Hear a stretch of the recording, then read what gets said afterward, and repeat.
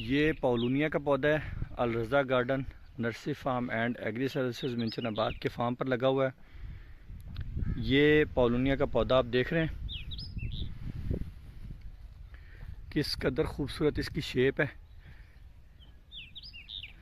आप फ्लावर्स को करीब से भी देख चुके हैं पहले वीडियो में। और ये आप पौधे का जो साइज़ है ना, ये आप चेक करें।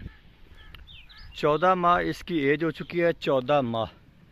और इसका जो साइज़, इसकी लपेट है वो ह्यूमन बॉडी पर लमसम 9 इंच हो चुकी है। और जो नीचे मुड है, मुड के आप राउंड करेंगे तो इंशाल्लाह 1 फीट से ऊपर है। तो ये पॉलूनिया का पौधा है जी, पॉलूनिया 9501। अभी इसकी जो है ना शूटिंग हो रही है। ये आप देखें, फरवरी का महीना ख़त्म हो चुका है, आज मार्च की 1 तारीख है। आप देखें 1 मार्च को इस पर जो फ्लावरिंग है माशाल्लाह बहुत अच्छी ब्लूमिंग, खूबसूरत, बहुत ही खूबसूरत ब्लूमिंग हुई है इस पे फ्लावर्स की। ये देखें आप, बहुत ही खूबसूरत फूल है। और ये पौधा भी बहुत खूबसूरत है। ये एक टिम्बर ट्री है और साथ में ये फ्लावरिंग ट्री भी है। ये आप देखें, मैं इसकी आपको शेप दिखा रहा हूँ दूर से।